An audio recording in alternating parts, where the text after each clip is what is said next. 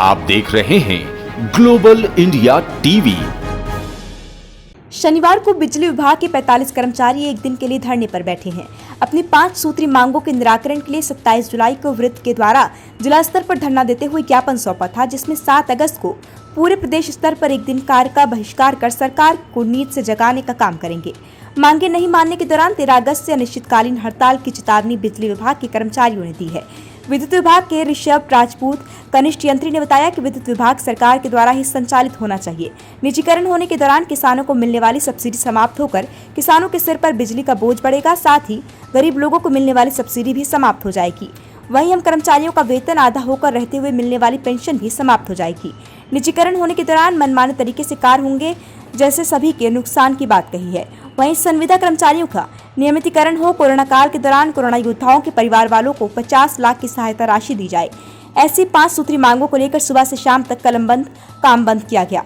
Global India TV के लिए बड़वानी से जिला ब्यूरो सुरेंद्र मा की खास रिपोर्ट। आज कार्य का बहिष्कार है। हम काम पे तो आए हैं, बट काम आज नहीं करेंगे। हमारे सारे अधिकारी साथी सब बनाए हैं, पर आज कोई कार्य नहीं करेंगे। सर, यहाँ एक नारा दिया गया है, निजीकरण धोखा है। जी, कैसे धोखा है? निजीकरण धोखा इसलिए कि अभी तक जैसे कि जो शासन के हाथ में सारा का सारा कंपनी था, जो उसमें प्रॉफिट और जो लॉस है सारा बियर करती थी गवर्नमेंट।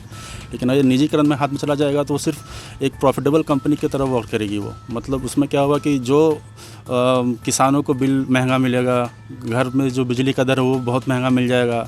जैसे मैं आपको एग्जांपल देता हूँ, एक जैसे कि अभी जो अपने यहाँ जो खेत का बिल जो आता है वो सब्सिडाइज बिल आता है। जैसे 5 HP की बात करें तो वो 21,000 के आसपास अप्रोक्सीमेटली 6 मंथ का आता है, लेकिन उसको 1800 ही मात्र भरना पड़ता है किसानों को। लेकिन अगर ये निजी हाथों में चला गया तो पूरा का पूरा 21,000 6 महीना में, तो साल का 42,000 भरना पड़ जाएगा। तो 42,000 एक किसान के लिए भरना संभव मुझे तो नहीं लगता हो पाएगा।